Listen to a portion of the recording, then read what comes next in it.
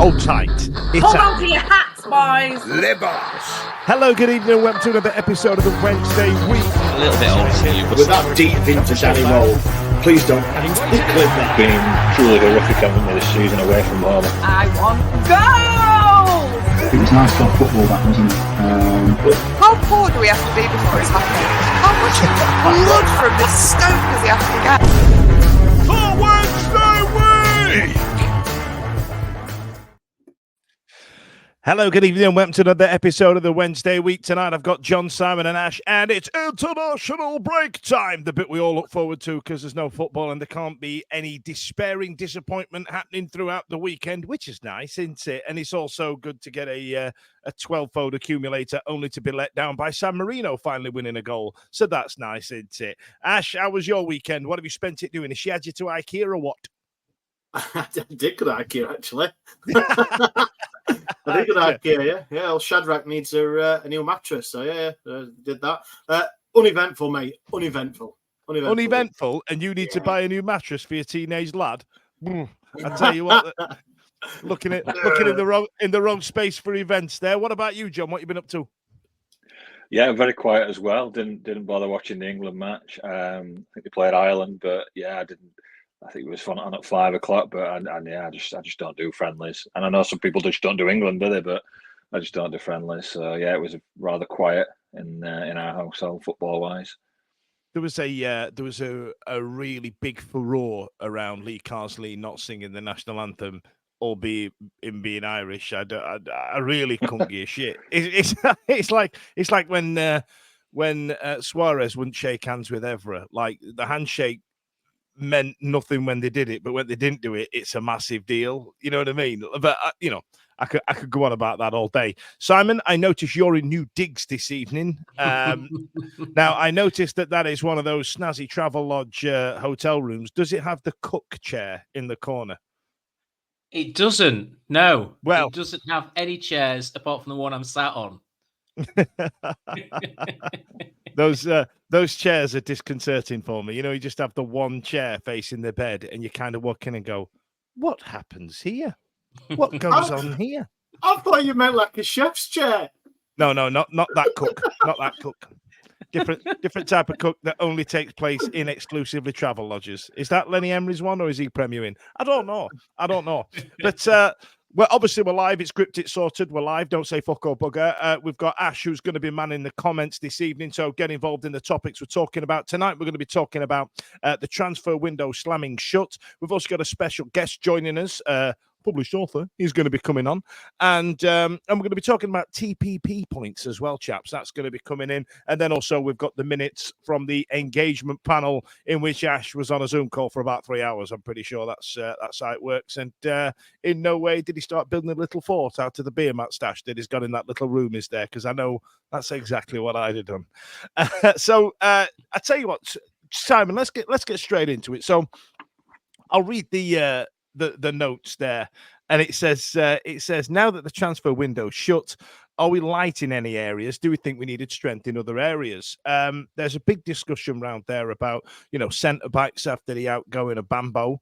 There's been a lot of chat about midfield and things like that. I mean, where do you sit on it? Do you feel like we should just close it off and try and dig deep and work with what we've got like Danny did last year, or do you feel like we could have really done with a couple, and now the loan window's open now, Ash? Am I right?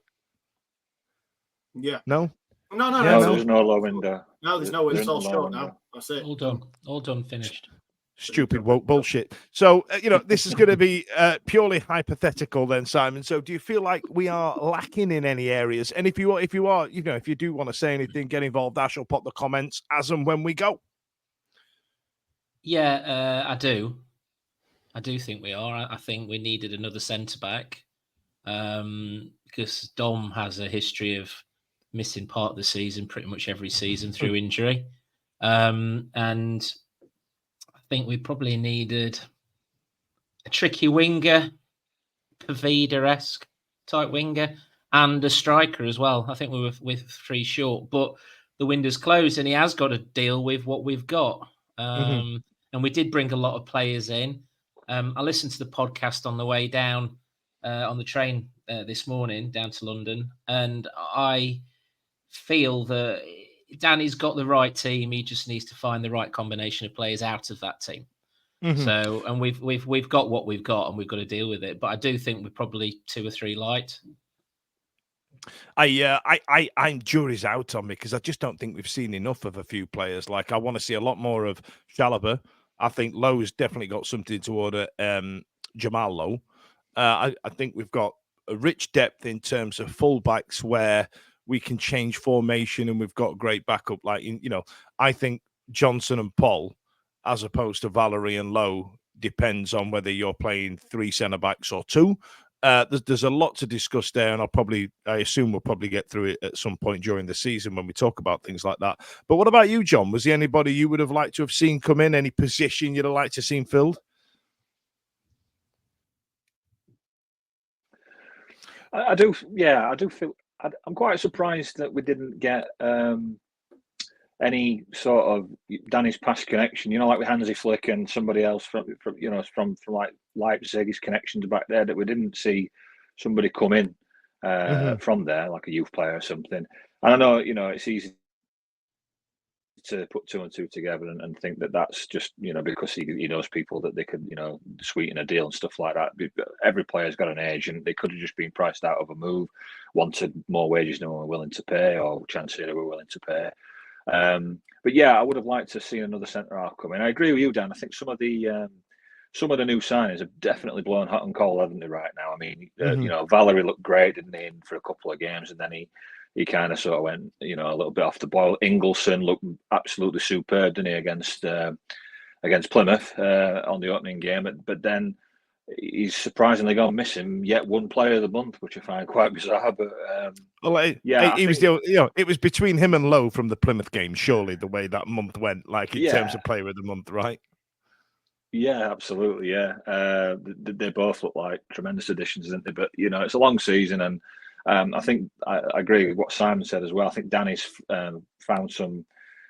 He's got this system, and he's found some players not quite fitting quite into that. So he's probably took this international break to reassess who's good, who's going to fit the system, rather than he might have a player that's perhaps not as good as what on paper is another player, but he might fit the system better. So he might bring Palmer back in and say, look, I want you to fit this role. And I still would love that. But I just think, maybe a centre half and a striker, like Simon said, would have been nice. But, I'm sure the break has given Danny time to reassess the squad as a whole. And I think there's a little bit of a dig in there, reading between the lines, about, I have to, I can't quote him word for word, but he's more or less saying, he thought that some players weren't quite, up for the fight, and he might have to look into, shaking things up a little bit. I don't know if you guys got that feeling when you listened to him, if you cast your minds back. Yeah, there's definitely an undercurrent there, isn't there, in some of the things he said. But he dug them out before at the back end of last season as well, if I remember rightly. There was a few things where he says "my players" this, because I like the way he says "my players." There's like a sense of belonging there, isn't there? But Ash, I mean, what about you? Where do you sit on it? And then tell us what the interwebs are saying. I agree with most of what everyone else has said. I mean, if you're letting, I always thought we were a bit light at centre back anyway, even with Bambo. So you're letting Bambo go, and I know we got a fee for him, didn't we? I believe we got some cash for him. Yeah, actual grown-up selling transfer. That one, mate. That was insane. So I think we were short before. So I think getting another centre back in. But I know a couple of people have put in the comments that there were free transfers still open. But it's hard, isn't it, with free transfers? It's like the free for a reason. The free, of course. There's a free for a reason. You're not at this late stage as well. Coming into the last few weeks, still without a club. You don't know what you're going to get, but I'm sure there'll be some people that are looking at it. Striker, I think we'll obviously let Cadamartra go, and there were talk of obviously Smith maybe leaving, but he stayed. Pato stayed. So maybe that's probably why they didn't bring anyone else in, is because they've got like McNeil, Pato, Smith, Lowe, Ugbo. You've got 5 or 6 there, haven't you? So yeah, I was thinking we've kind of got too many. Like, and you guys kept saying striker, and I'm sat there thinking we've got loads. We've got loads. How many of them are at the level that we need them to be? Is a completely different episode, and I'm sure we could wax lyrical about that. Go on, Si. Is there anyone amongst those strikers? There was probably an out pacey striker. You know, you've got shit kickers, you've got the guys who Telegraph drift in and out balls, of play. But is there anybody who just gets the ball and it as quick? You know, look how we got unravelled against Leeds. You know, by Dan James. But just the pace just and I thought, listening to what John was saying, I did think that we might get somebody from Germany, a young, bright starlet who needs to play in a first team, who has got some pace, but obviously that didn't happen. But I think that's where we're missing up front is somebody with electric pace, and we haven't got that. Yeah. We haven't had that for some time, have we? But you know, McNeil might be that player, but I've just not seen enough of him to label him as what striker. You know, we're obsessed with putting people in pigeonholes, aren't we? We want to go, that's what you are, that's where you play, that's what you do. It was always the same with people like Peter Crouch and even to a lesser extent Ati Nuyu, where they didn't get the respect that they deserved in terms of how good they were with the ball at their feet. But because they're big lads, Gerrit Mixer, you're that striker, you know what I mean? And that, in fact, there was even a discussion about Emil Heskey, and there'll be, there's a lot of chat online about Barclaycard heroes, the Barclaycard Premiership era heroes, and they talk about Emil Heskey. And there was a point prior to that in the 90s where Heskey had the choice of being an Olympic level sprinter or a footballer. Like, he was lightning quick, and then one season he bulked up, and all of a sudden was this unit that they stood next to Michael Owen. What they saying on the in the webs, in the really reasonable webs, because I know the internet's renowned for its reasonability. No, there's no great comments on the transfer. So just saying welcome, hello, and good evening, and just the usual stuff that's going on, mate. Oh well, it's nice to get them up as well, Ash. I like being said hello to. J Blogs, free agent market needs some action from us. A centre back and a creative centre midfielder, minimum. Okay, I'm going to get controversial on you for 5 minutes, and I want to talk about it because J Blogs there mentioned the centre midfield role, and I have an issue with the centre midfield role, and I'm kind of on the fence with it, but this is a thought process I'm going through. We've had Barry Bannon now for 9 years, and over the time, there's been periods where everything has gone through Barry Bannon, and that's because, and he's a winner, he's our best player, he's our captain, right? That's it. Now, with Roll's system, can we afford Barry Bannon in the middle of the park, or the way we set up? Do we want Svanti and Chalobah in there?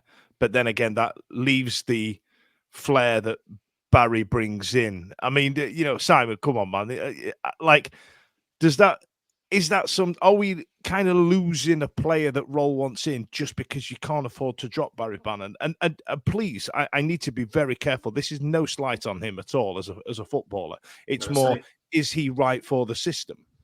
You'll have Rob Staten on your back after his rant on Football Heaven. About what? I missed it. He's had me blocked for 10 years. What's he said? No. He had he's just saying that because we've lost 3 on the trot, people are pointing or immediately point to the captain and it's his fault and all this and that. And but the thing is, it's not just him. Obviously, it's not just him. But then again, he's not immune from criticism as well either. Yeah, these 3 games we've lost none of it has been his fault. No, it's just been a performance-wise and things. So, sorry, Simon, go on. It's all right. I think it's where Bannon fits into the system, and what we saw a couple of years ago, and I know a few of us are quite vocal about it, was him dropping deep. And then forever trying to play those long balls up front, and every ball had to be a Hollywood ball, and And that's the problem, is if he goes missing out of midfield and he's sitting literally just in front of the centre-backs, which it does seem to have been like that over the last couple of games, you are then just relying on his Hollywood balls, of which a well-trained centre-back will just feed off, if we're trying to fire them over the top. And then you lose his creativity really further up the park. Now, is that because we've been up against the back foot for the last few games, and he's gone back to that hunting around, trying to get the ball and trying to create some play, or is it a position he's been told to do and told to go into? The trouble is that then leaves a gaping hole in midfield, and the formation we've been playing has meant, and we all pointed to it last week, is the midfield going missing, and the players of the opposing team marauding through midfield, because Bannon isn't there to receive the ball from. In the past, it was Byers and Volks, and then make nice passes down the wing rather than trying to lump it up front, hoping that our strikers might actually be in that position. I agree with you, Simon. I don't, and again, I want to be 100% clear. This is no slight on Bannon. I feel that when it works, we're unstoppable. I feel that we might need to play two tackling midfielders in behind him and sticking more on what the kids would call a number 10, or if you played champ manager back in the day, AMC, or if you played Sunday League, Cam.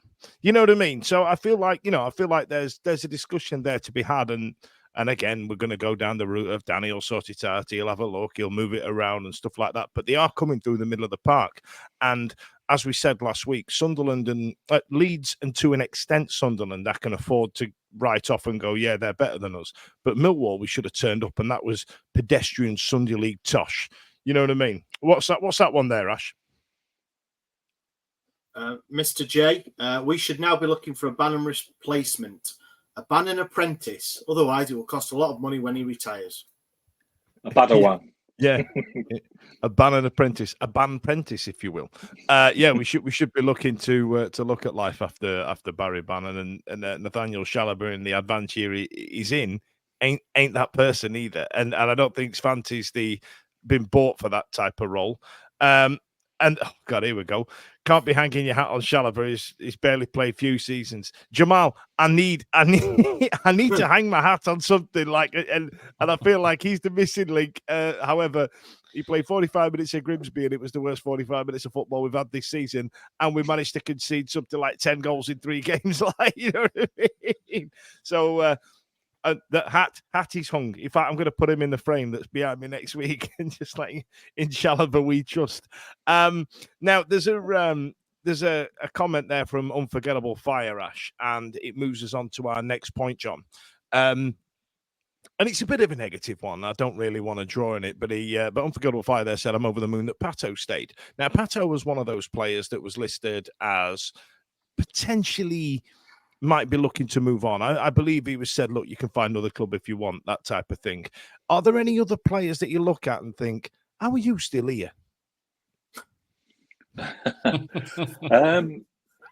I'll be honest. I think Michael Ehekwe is another one. I think might have been, really? told the same. Yeah. I don't think he's.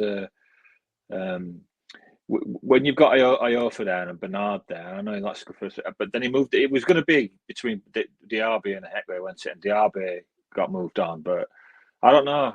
Ehekwe now, he looks okay, but he's probably our oldest centre back now, isn't he? He probably is he? Yeah, it. But like towards that back end of last season when we had that running, he was by far and away our best defender. Alongside Bernard. It was great, right? wasn't it? Then, yeah, it was good then. But I think if like.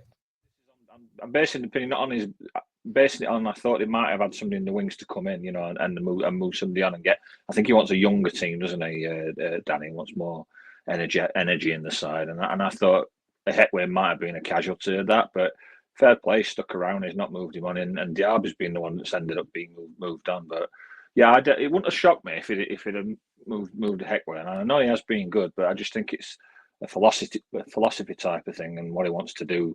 With the side in general, but we'll see, because obviously the window's shut now, isn't it? So we'll see how much game time he gets, because I could be completely wrong here, but I just think it was So he might have been one of the defenders. I thought he might have moved on, but fair play, still here. So to be fair, Sharman's just bashed a comment up there, and it says Icky's great in the air and lumping it away. He's not a silky smooth pass out the back guy. this is it. Yeah. You might be right, Simon. Do you remember when we used to say tactics instead of philosophy? But John's right there. Really, does it fit in with what they call now the philosophy? Well, I'd have to slightly disagree with John about Icky. I think he has got. His problem is he's not got the pace. Obviously, when you compare him against Bernard and Iorfa. But what he does, it does what he says on the tin, isn't it? He'll head his way through a brick wall, and that's and then if he gets the ball, he isn't somebody to go dribbling all the way up to the front and try and and take a player on. He just does the simple things. He has got an issue with pace. I do agree with that. But I think with Bambo had this idea that, and we've discussed this many times before, that he was actually a footballer. And he wasn't the type of guy who could take the. Well, he did. He used to. I remember at Stoke last season, he got into the Stoke half and then just went, "Shit! Now what do I do with it?" He used to do what you'd call those Sol Campbell runs at the middle of the park, where he'd kick it again, and he'd be like, "Shit! I'm at the halfway line. Like, what am I doing here?" I remember him losing the ball in the Stoke half, and then Stoke breaking, and hats off to him. He absolutely legged it back and made a challenge just to stop them from scoring. But that was because he messed up in the first place. Also, as well, I think there was a market value to him, so that's why we got rid of him.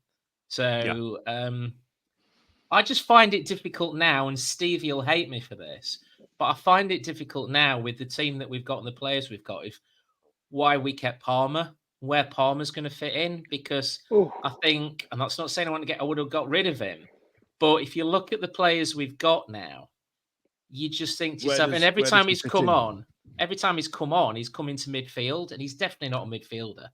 I think with Palmer, there's an element with Liam Palmer that because of the utility positioning potential that he's got, like he can play left back, he can play right back. He's even played in the centre of a three, right, on the right or left of a three. He played defensive midfield, and that's about 5-6 positions he can play to a decent level, right? I just don't know if he's going to oust players like Valerie Lowe, Paul Johnson, but you know what I mean. People like that.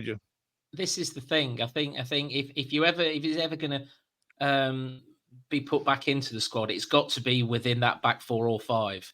And the way the couple of the players have been playing in that position, I'd have put him back in into the next game, to be honest, playing in those positions.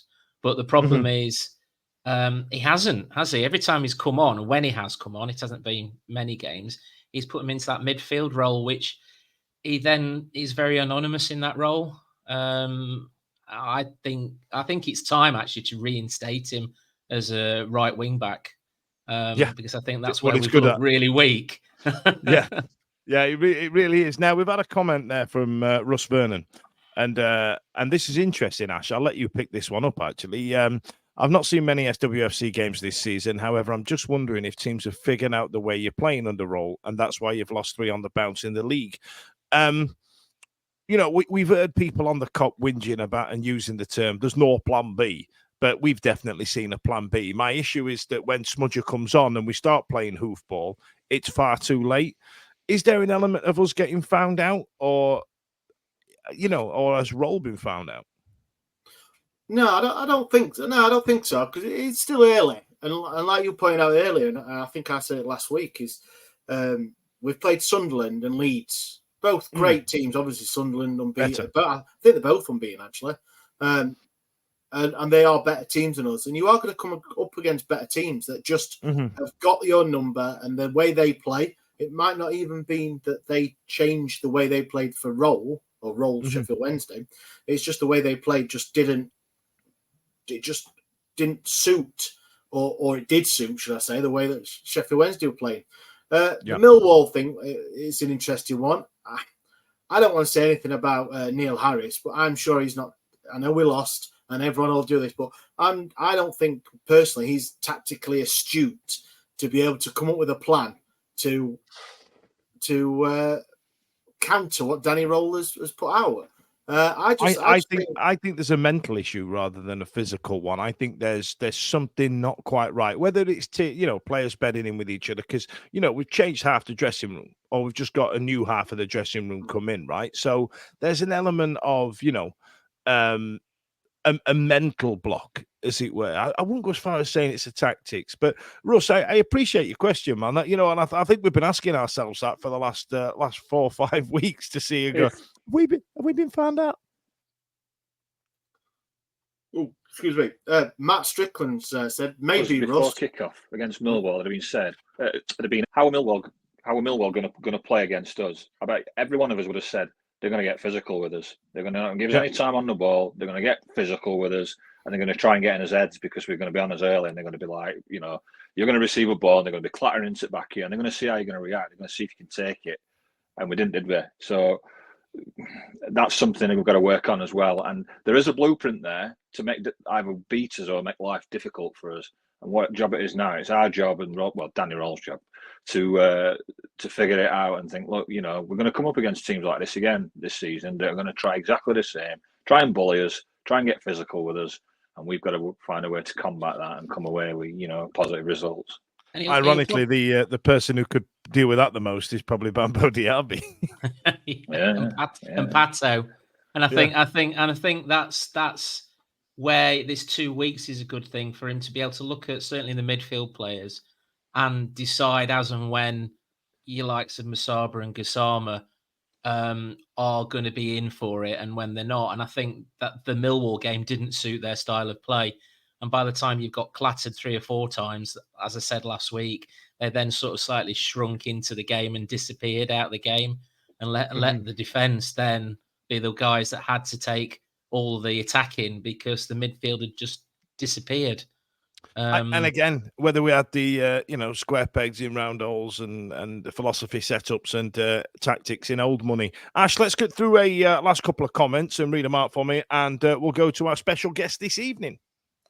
Jay Bloggs has made a good point. The defensive errors at Millwall cost us most of those goals, which you can't legislate for Ricks, can you? Sharman has put Danny's not being found out. He's just gelling time. Gelling time. That's what I used to call getting ready for school.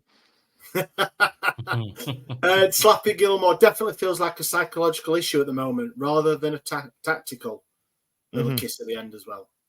Oh, thanks, man.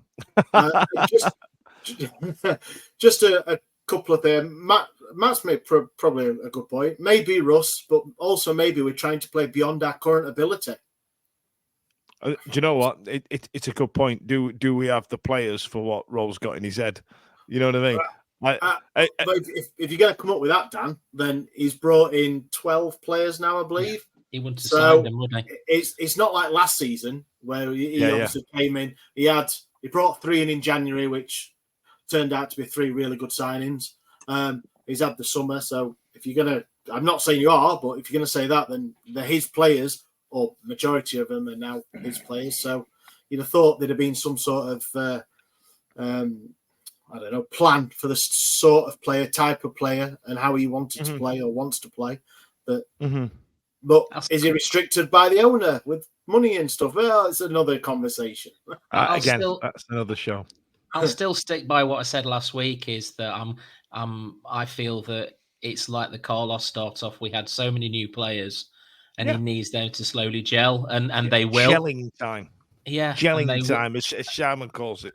Yeah, and they will eventually, and that's when we'll be beating the teams we should be beating, like we all felt we should have beaten Millwall. Absolutely. And just to round this off, Jamal's put a great comment there.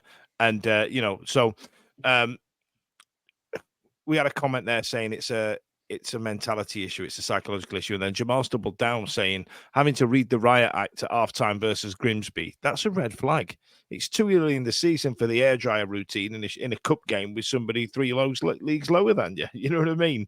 But listen, let's move on. So there's a celebration coming up. And 125 years ago, we moved from Olive Grove to Hillsborough for reasons that our next guest is probably going to explain this evening. And it's and someone has written a book about it. It's Clive Nicholson. Welcome to the show, Clive. Are you all right? Can you hear us all right? Yeah. Can you hear me okay? Well, I can if you're not coughing, like, you know what I mean? Yeah. Sorry. Just waiting there. Yeah. Thank you so much for having us on to just tell your viewers and listeners about the event. Tickets gone really, really well for it, actually. And since I started doing all the history stuff for Sheffield Wednesday, it's surprising how many people are interested when you go back that far. So thanks to everyone who is, and thanks to you guys for showcasing this tonight. Yeah, it's been advertised on the club website, and the club have been really supportive because obviously it's 125th anniversary of moving to Hillsborough, and we're hosting a really exciting night with guest speakers. Yeah, so tell us about the evening. Tell us about the timings and the dates and stuff like that, and where we can buy tickets and whatnot. I know you said it was on the website, but yeah, get right into it. The floor's yours for as long as it takes to give us the hard sell, Clive. So it's on Saturday night. It's after the QPR match, and it starts at 8 p.m. So it's a bit of a tight turnaround for us guys getting into the 1867 suite after the match, but that's great. Really glad the club have kind of given us a match day so that fans that travel a distance can kind of stay and do that. And we've got a range of guest speakers, mainly talking about how the club moved to Hillsborough and the early successes there, and particularly Ambrose Langley, the first club captain at Hillsborough, because we've got a fundraising thing coming up launching it at the event. We've got Michael Knighton speaking, who people might be familiar with from being the ex-Man United director.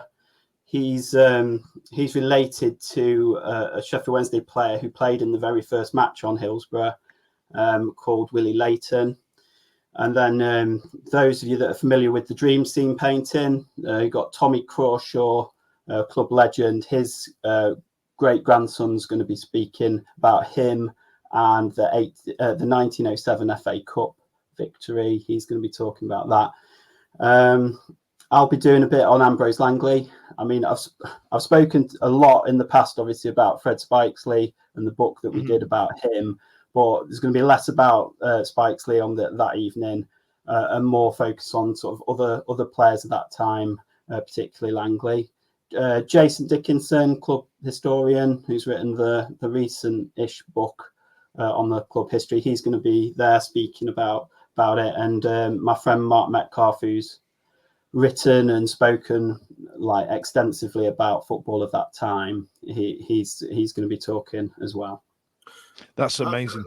Clive, you should have got Simon on, because he was the first ball boy at Hillsborough. Ever. Ever. Yeah, he was. He's that old. I know he don't look. He's good, but yeah, you should have got him on. We've got two really old fans who started going in the 90s. Some old Pathania, a little bit like Schindler's List. Yeah. There is a little bit of footage like that. It's hard to get the rights to project it and stuff, but we have got fans who started going in about the late 1930s. They're going to be there on the evening, but they've already kind of pre-shot video of like them being interviewed about their experiences of going at the time. That's real. Like, not many clubs are doing that, and it's probably quite an important thing to start recording before those kind of memories are lost. Because knowing, like, I've researched way before then, and it's hard because you haven't got those people to talk to.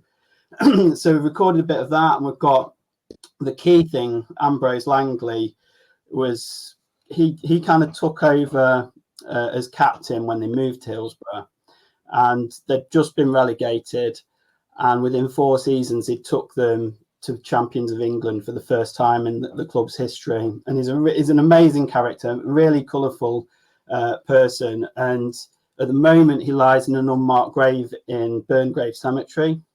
Wow. So at the event, it's going to be the launch of kind of like raising a crowdfunding campaign to get him a new headstone to sort of mark 125 years of Hillsborough as well, sort of by giving the first club captain there a fitting memorial. That should be really good. You know, like you've heard of Fatty Fook, the United keeper. He's in the same cemetery, and his grave is not only the most visited in Sheffield; it's one of the most visited graves in the entire country. So we're hoping that, like, because Langley's right next, like within 100 meters of him, that Langley's grave will become also one of the most visited because people go for the football history sort of thing. Yeah, that's amazing. So, I mean, I'm going to have to stay away, Clive. Reason being is that I'm very much in camp. We should find somewhere else than Hillsborough. And if I go, I feel like it's going to be. I feel like it's going to be the old girl, and I'll get really emotional, and then I'll be outside picketing if we ever put it up for sale or something like that. You know what I mean? But is there anything about that you think about, like Hillsborough's? You know, it's a little tired. And that away end, if you listen to any away fans now, is starting to come under some critique thanks to the Newcastle fans. Do you feel like we should stay where we are, or should we look somewhere a little bit central? Or, 125 years is a nice round number. Let's get it to 130 and then move on, things like that. I mean, how do you feel about it? You're going to have to... I'm going to come from it from a different point of view because I'm not a Wednesday fan. I don't know what, how... Ash, where'd you get this bloody guess from? He's not what? It's like I've done all these books and stuff on Wednesday because I've got all the stuff. I'm a Forest fan, yeah? Yep. And there's been recent talk about us moving out of the city. And the fans have opposed it, and they've kind of backed down, and they're looking at building a brand new sort of main stand at the City Ground. I think it's one of those things where you don't know how good it is until you've lost it. Yeah. And I've been to Hillsborough quite a few times, and it's a great. There's an atmosphere there that you won't be able to recapture. Just that style of stadium. And I think I was talking when we shot these videos, it's only a couple of weeks ago, and I was talking to a Wednesday fan there, and he was asking about Forest because it's similar kind of stadium. And Forest have only just really in the last couple of years put a lot of money into the stadium since they got promoted, and it's looking a lot better, especially sort of like when you're in it. So I think Hillsborough can be done up. I think you can do it up, and I think you'd miss it if you left it. Forest Ground's looking really good at the moment. But I like where the City Ground is, right? You've got Notts County literally across the other side of the bridge. You can walk down. It's in the city centre.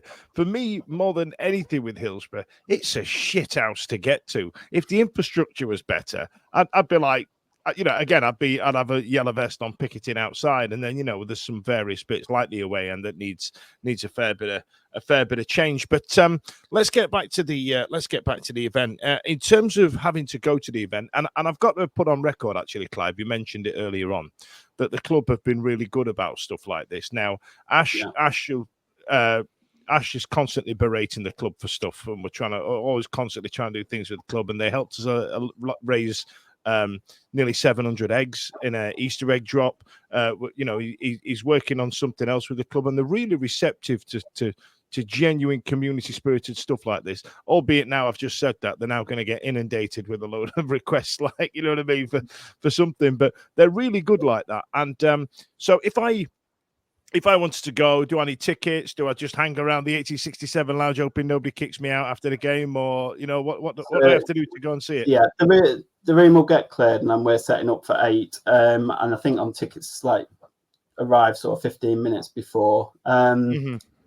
I think the current ticket sales, we've got about just under 150 people in the room at the moment, and it can hold probably about another 50 to 75 above that. So I think there will be space on the night, but we'll see how it goes like in the next sort of few days.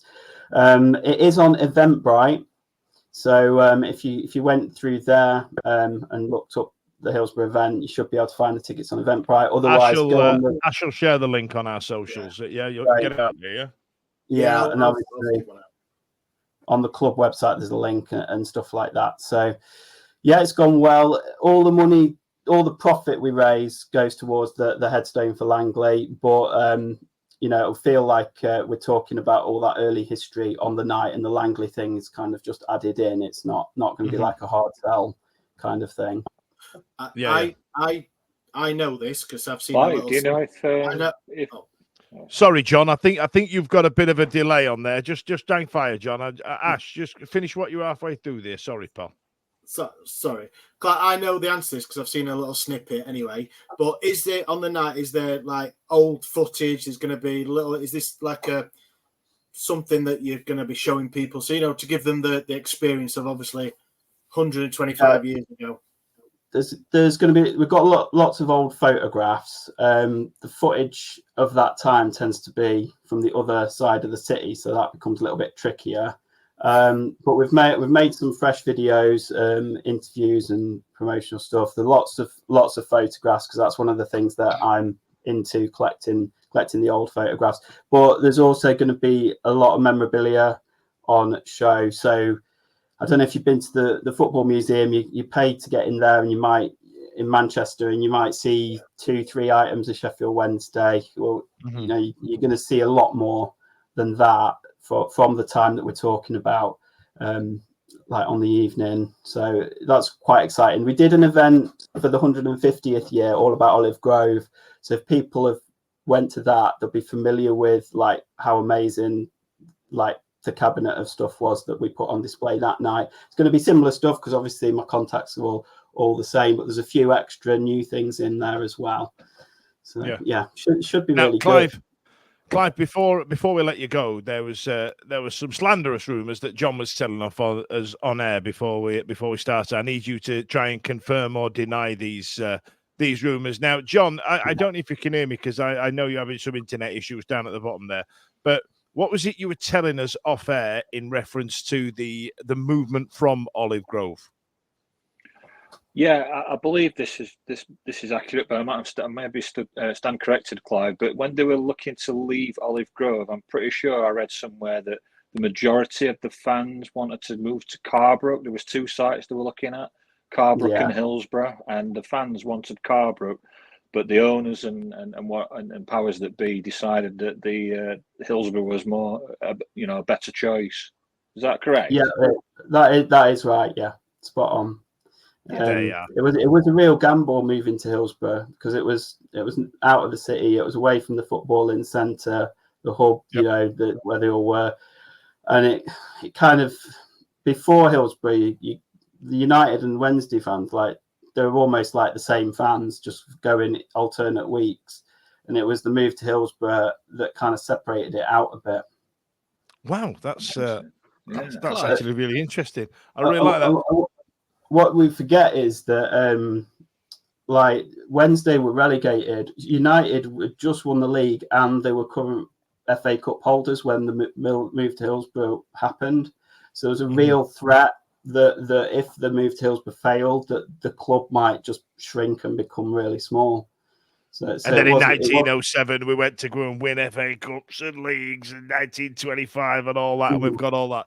Listen, Clive, it's been an absolute pleasure. Ash is going to share all of your ticket event information via our socials, and if you can get there after the game, and I agree with you, there's an element of being one of the further afield owls living in that London nowadays. There's a bit at like 5 o'clock where everybody just goes home.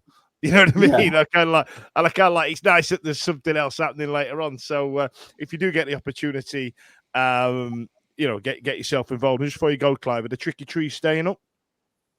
Oh yeah, they're in a good place now. It's really hard, and I hope that it just shows that it can happen for you guys as well. It can be done. Yeah. Clive, thanks a lot, man. It's been a pleasure. Cheers. See you later. Thank you. Thank you, everyone. Okay, then. So that was Clive. You do get the opportunity to go to the event. It sounds like it's going to be fascinating. It sounds like John already knows it, so that's nice, isn't it? Okay, so we're into the last 15 minutes. Sorry to interrupt. I wanted to ask Clive, but I was going to ask about the history of football as a whole in Sheffield. So I'll put it to you rather than, obviously he's gone now. Do you think we should celebrate the history a lot more than we actually do in Sheffield? Do you think Sheffield needs to spend an amount of money and amount of investment to start promoting the fact that it is the birthplace of the professional game? And us as a club, if you go down to United's ground, of which I had the displeasure of doing a few months ago, there's a couple of statues in the car park. One of which was a Wednesday legend of Derek Dooley. We have nothing at Hillsborough. There's 2 gold elephants, and I don't remember them playing. I've seen a few donkeys at Hillsborough, but never any gold elephants. You know what? You know, the club as a whole. I mean, this is fantastic. I'm really interested in the history of Wednesday, and I love the whole history from the fact that our home originally was Bramall Lane, and how we started as a cricket club, etc., and how we got our name, of which was quoted in. It's been quoted in a number of comedies and series on TV over the last few years. What should we be promoting our history more? And also as well, what should the city be doing in regards to it? Because like you say, Manchester Football Museum in Manchester, so everybody suddenly goes, oh yeah, we'll go there because obviously Man City and Man United started the game. No, they didn't. Yeah. Now, it's interesting you've said that, Simon, because a bit of personal news. I've been speaking to one of the sponsors from Sheffield FC on precisely that. So on one of the weekends where Sheffield Wednesday aren't playing, we're going to be encouraging you lot to go down and watch the one club. I can't remember what they're called anymore, and they are doing. Sheffield, the home of football, are fundraising, erecting blue plaques around the city. So there we are. That's what's happening. And believe it or not, if you go in the Crucible, I don't know how I didn't know it existed, but if you go in the Crucible and walk round the corner to the left, there's a plaque there because that's where the Adelphi Hotel was originally placed in Sheffield, and that's where Sheffield Wednesday were created, 1867. And Bramall Lane was created for Sheffield United, and the Yorkshire Cricket Club was also formed as well. But that's hidden away by the lifts, and it's not celebrated at all, and it's quite embarrassing. Are you speaking at this event on Saturday, Si? No, I'm not. I just love history. Are you with John? History is a pet passion of mine. Being so old, I totally agree with you though, Simon, because I've been to the museum in Manchester, and it's great, but it's not in the right place. I think every time something's mentioned about the regeneration of Sheffield City Centre, I think, is it the old John Lewis building? Opposite Kingdom, Dan. Remember Kingdom? Yeah, I thought you would.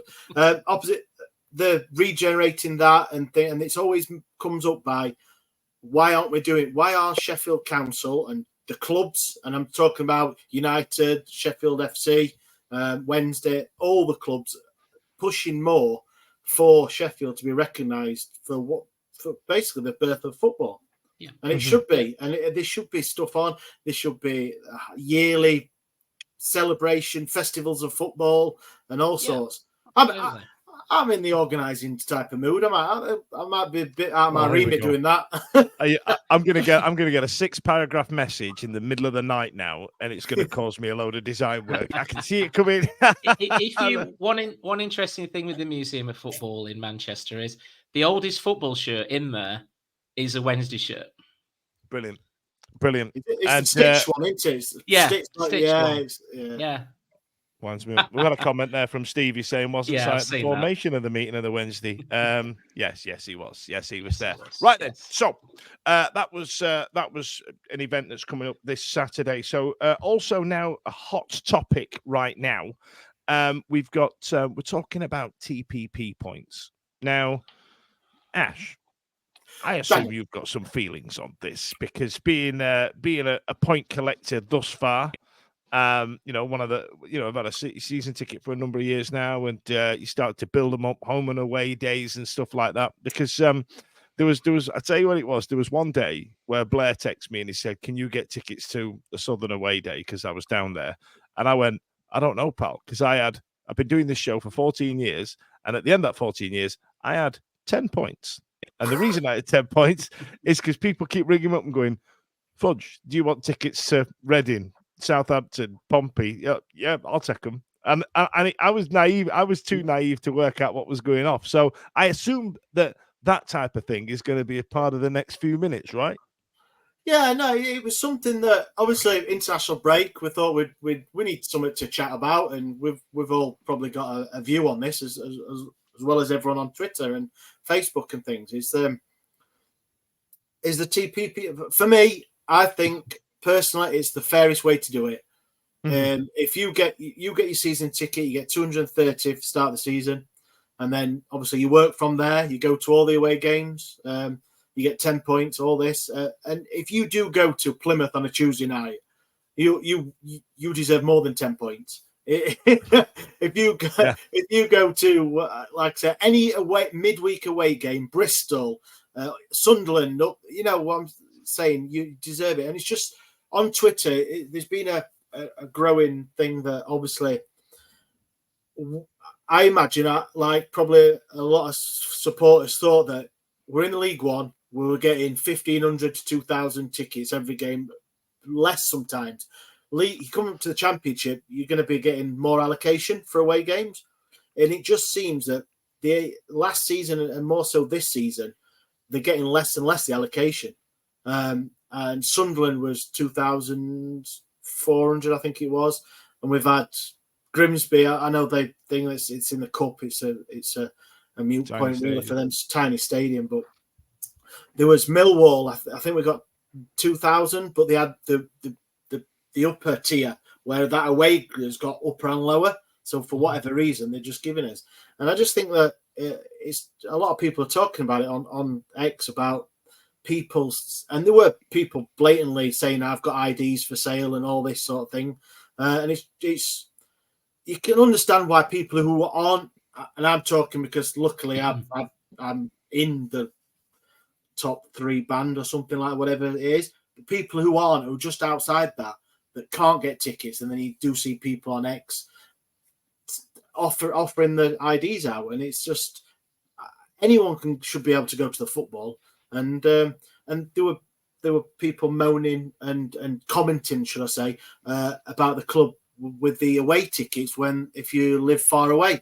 So if you're in London or something, if you live within 10 miles of the ground, From a guy that lives in London for QPR tickets last March. It's fucking mint idea, that. I think it's great. And they said they were going to hold a small percentage, like 1% or whatever it was. Yeah, there was 50 tickets available. Yeah, so and that's not part of the allocation as well. It's not like we're robbing from Peter to give to Paul. You know what I mean? And then what they do as well, they prioritize people who live nearby for people that return tickets. Some people do it correctly. Some people go, listen, I'm not going to go sell it to somebody who can go. And you end up bumping yourself up that list. But what about you, Simon? How do you feel about it? It's a difficult one. I made a decision a couple of years ago when Ethan started sort of getting in early teens that we'd start doing a lot more away games. I mean, bear in mind we've been going to Hillsborough since he was 4. He's 16 now, so we've had season tickets forever and a day, but never built the points up for away games. So we started going a few years ago, and I did exactly what you just referred to last season. Is I went to Norwich midweek.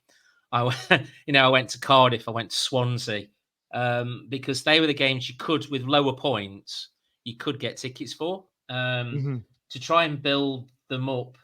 And we were doing quite well. And then they've taken a shitload more points off us because every 2 years you lose a number of points. So we're now in that 600, 620 mark, which I think a lot of people are on, because I tried to get tickets for Millwall, and literally while I was trying to click on the ticket, they were disappearing, to which point they'd all gone. And I was on there. I mean, today I've got my Blackpool ticket, so that's good. But it is going to be. I'm going to have to go to. I'm going to go to Bristol during midweek. I'm going to pick some of the midweek games out, just try and build those points. So I do take issue with, and I'm sure I don't know the reason behind it, but I know if you have a box at Hillsborough, you get guaranteed a certain number of away tickets. Yeah, I know that because I used to use that ability through a friend of mine to get tickets. But what that does do is it buggers up. You don't get your points. But these people, probably it's a company that's paid for it, and people hang on, and they're getting tickets over and above people, and they can get them for anything. So for Sheffield United, I know people will be getting tickets for Sheffield United who probably don't go to any other away game but want to go Sheffield United. Yeah, it always makes me laugh when we go to Wembley and they go, "I want to take my dad." Well, your dad's not fucking been in 40 years. Why is he going to have a ticket? What? Are those tickets in the allocation though, Simon? So if they give us 2,000 tickets, I don't know how it works. I mean, if I'm probably very naive, if they give you 2,000 tickets, you've got 2,000 seats, and that's it. Is there an extra 200 for? Because obviously players get them as well, don't they? And we at QPR when I got done over by that scammer, we managed to get some tickets off a guy who gets a number of tickets as well, which was fantastic and fantastic for his generosity for letting us have those tickets off him. But it's this. Is it taking away in some situations the people who really do want to go to the away games? Because myself and Ethan will not be able to get a ticket for Sheffield United. Honestly, I genuinely believe, John, I'll come to you on this. I genuinely believe that it's the fairest way of doing it without going down the route of biometric passport and chip implant in the back of your neck, barcode like Hitman 47 type. You know what I mean? Can you think of another way, John? Because I am absolutely bereft, I tells you. Yeah, it's going to be difficult, and the main issue is we've got such a fantastic away following, and it's so hard just to make availability, and then clubs will change it from season to season, like you referenced earlier. I mean, we had Blackburn. What did they give us at the end of last season? Something like 6,000, 7,000. Yeah. I mean, that's incredible, isn't it? And we would have took another 3 probably if they'd have let us. And then this season when we play them, they might only give us 2,000 or 3,000. So a lot depends on the away clubs and what they're going to allocate us. And it's always going to be difficult every time. Say away ticket sales, they just sell out so quick. You see it flash up on social straight away, sold out, get up, and people always asking, "Has everybody got a ticket?" You get the begging tweets going on and that, don't you? But it's because we've got such a fantastic away following that there's always going to be demand, and it's going to be a struggle for a couple of reasons. One, because of the allocation that we get, and then the other because the system that we've got in place, PPs, and we're well supported. It's hard to being a fan of the club, isn't it? I guess so. And then Sharman's written there. It's frustrating for me as I'm in the southwest. So getting to games is tricky. So Bristol and Plymouth. Sorry, a bit of windy pops. Are the most likely games I can get to, but don't have any points to claim to get there. And then what you'll do, Sharman, you'll do exactly what I'll do when it comes to QPR, Millwall, Brentford, Fulham. I'll put out on the social media, somebody get me a ticket for that, and then somebody with 1 million points will go, "I'll sort you out." That's kind of what happens. I think for Sharman, I think if he's got 10 points, I think that's the minimum. I think you've got to have 10 points for this away game. So for Plymouth, and I think Bristol might qualify because it's more than 2.5 hours. To be fair, Sharman, if you're down there, sign up for that away ticket thing. I think you just have to email an email address, and they'll just call you up about 4 days before, and they'll go, "Listen, we've had a return ticket for Bristol. Do you want it?" It honestly, it's really very good. I think Tango is one of the only people that's still got what they call an away season ticket. There's still a few, and then what they do, they give them the middle of the stand directly behind the goal. I was lucky to borrow one of them for Cheltenham away the other year. I think a couple of years ago, I think there was about nearly 200 of them left because they don't do them obviously once the person gives it up or they're not selling them again. So obviously, then people have got them, they're gonna keep it. So I think. comment of the night there, Ash, from Jay Blogs. I don't know if you've spied it. And I agree 100%. Thanks, Jay. For us oldies.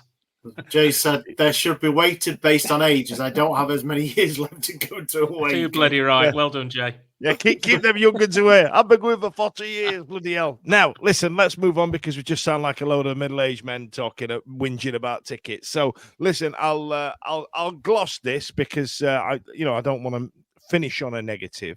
But this week we've, today we've released the notes from the engagement panel, the meeting. Now, Ash, I'm going to out you on the internet. Ash is on this panel, and it's 3 hours on a Zoom call. From what I can see, people pushing bullshit around the room like a dung beetle. Because if you read those notes, what did I say to you? I'm stitching him up here. I'm stitching him up. If you read these notes here, because he's got to be all nice about it, right? And I sent him a message today saying, "Have I got this right? The engagement panel minutes. What have they actually sorted? Catering. Someone said we should do this. Diversity and inclusion. Yeah, we did that. Some coins got confiscated. Coming up next time is this, and that's it. And that's a 3-hour meeting." However, there were some bits to come out of it, and I'm going to read at you for a minute. So if you are listening in the car, brace yourself. I'm going to do my posh reading voice. It's a 2-paragrapher. So the first one was about catering, and it said ongoing improvements to the food and beverage offerings were discussed, with RC highlighting the introduction of street food inspired options. Now let's just pull that apart for a minute. There is no more depressing phrase in the world than street food, but that's odd because I work in the hospitality industry. Ash, can you tell me who RC is? It's the head chef of the club, right? Yeah, it's Rob. Yeah, Rob. Okay. Yeah. Right. So Rob also confirmed over the closed season that kiosks towards the top of the Kop have been updated, and we now have the facility to serve draft lager as opposed to only bottles. After a discussion on queuing issues on match day, North York's Al suggested a visit to a German football club where he often attends to observe their queuing system and other aspects of their match day operation. Rob invited Simon and any other panel member to shadow him on match day to gain a first-hand insight into how the operation is formulated and delivered. That's still not taken place, the shadowing. Am I right there? No, because we haven't had a game since the meeting. Okay, so that's just where it is. Okay, yeah. Next paragraph goes into Rob emphasised the importance of immediate feedback and addressed the specific concerns, such as the perceived lack of vegan food options. I swear to God, in terms of that's Snipe Pudsey, in terms of I don't know why he got in there. In terms of shit, I've lost my point now. I'll carry on.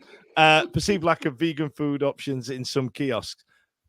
Getting a pint at half-time is a lot higher than vegan food options. Let's not pander to the loud minority. I've said that live on the internet. I'm going to get pelters.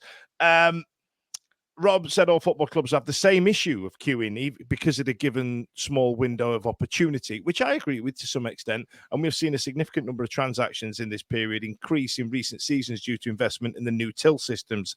Potential solutions were discussed, self-serve vending units, considering the implementation of pop-up bars, addressing a concern on staffing levels.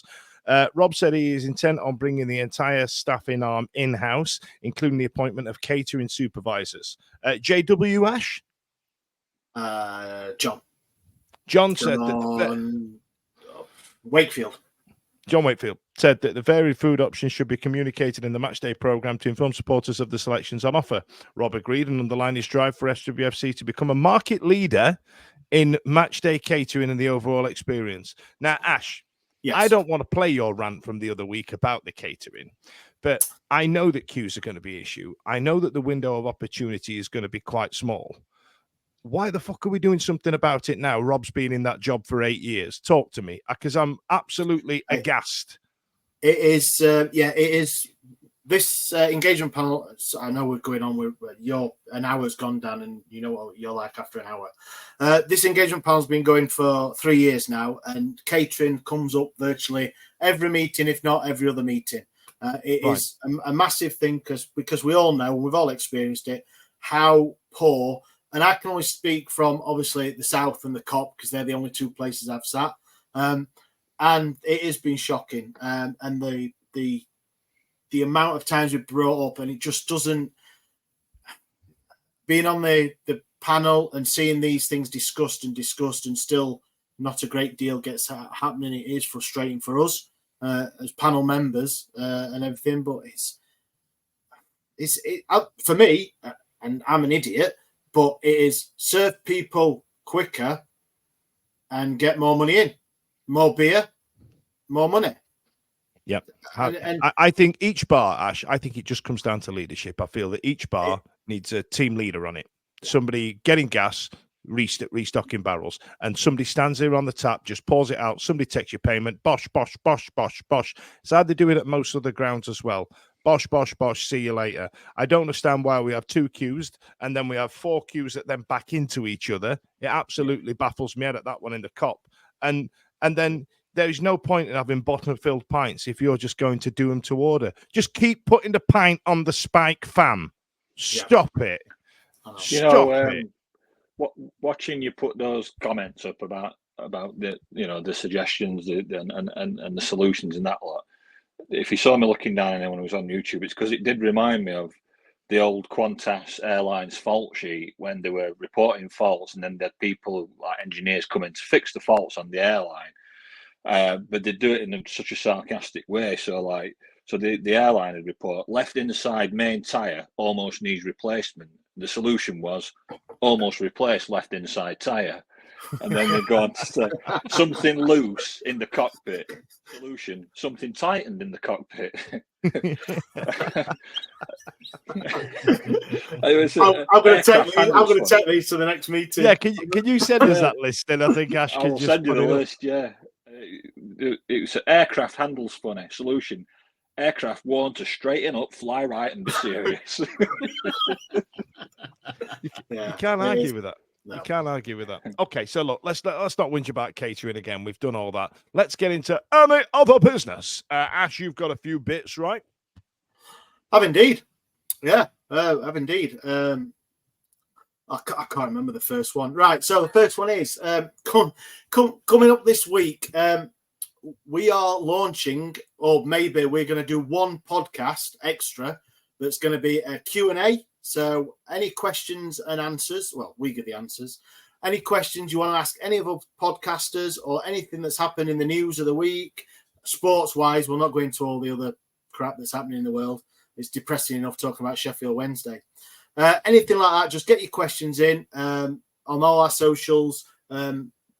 Email us in, any questions you want to ask us or anything. We're going to be recording a 20 to 25 minute, just a 3 or 4 questions, and we'll try our best to answer them as funny and as serious and as best as we can. So that's coming up. Hopefully that might go on to a regular thing, but it all depends if you guys like it or not. So that's that. Now, I do need to interject at this point now. 8 years ago in 2016, one of my favorite things to do on Twitter, now X, when somebody said we're going to do a live Q&A, I used to ask them a load of random stupid stuff that notably started with, how do you change the air filter on a 1997 Toyota Celica? Let's not do that. Let's. Someone's already asked that. Someone's already asked, but anything like that, let's we're wanting. The other thing is that, oh dear, I'm trying to get it up now because I forgot. I'm telling you, I'm great at this, aren't I? Go on, next one is Last Man Standing.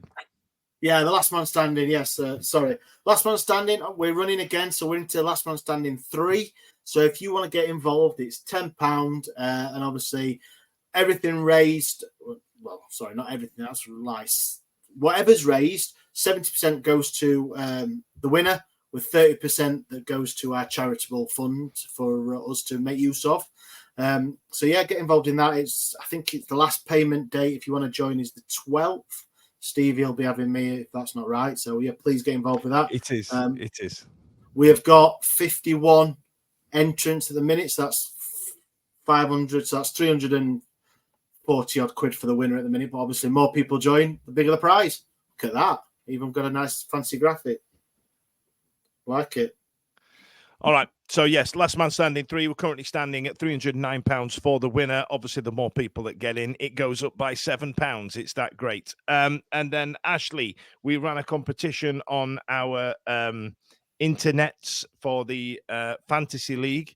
Now we had some cracking input there. Did you join it, chaps? But just before I move on, did you see any of the team names that we got? Yeah. There's some good ones, but yeah, we did rate thing, and we decided to give a little bit of a prize to the winner, with the person who came up with the best original name for their team in the EFL. You know, we've all seen the usual fancy football names. Unfortunately, Roll With It has not won, because I think 50% of the people have come. It would have been topical as well. It would have been topical. And the winner, and we've got a little prize. Stevie's got a little prize for you. Is Tesco McNeil deal. Tesco McNeil deal. That's what's happening. That's good, isn't it? You can't at Tesco McNeil deal. Tesco McNeil by T Naylor. So if T Naylor is listening, or will be listening to the podcast when it goes out, if you want to get in touch with us, then you've got a lovely prize coming your way. So thank you very much, everyone, for taking part. And I think if just I'll mention it. So Stevie Spence is not top of the league, so I will mention it. He was top of the EFL league, I believe, but it's not. It's L. Pycroft, and I can't see the name because it only gives you so many. So it's Rolling With something or other. So Rolling With. It's just like the shittest game of catchphrase anybody's ever played. I absolutely love it. Listen, chaps, it's been an absolute pleasure. Thank you to you lot for getting involved. Don't forget to like and subscribe and press the the bell. I think you have to go ring the bell, because everybody on YouTube talk like this all the way through, and the kids have to have it on loud while they're sat eating chips with ketchup. Listen, thanks a lot. Listen out for Simon listing the socials. See you later. Every week, live from 8 p.m. It's the Wednesday Week, bringing you football analysis. He came in. I think he scored a goal. Bringing you banter. Yeah. Bringing you responsible life hacks. Met you wonderful souls at 10 a.m. for some shots. The Wednesday Week. 1, 2, 3, 4 live. Available on all social medias. Obviously, this goes out on YouTube and as well as all the other social media out there, podcasts, etc. The Wednesday Week 24-25 season. Join us. Put on your podcast.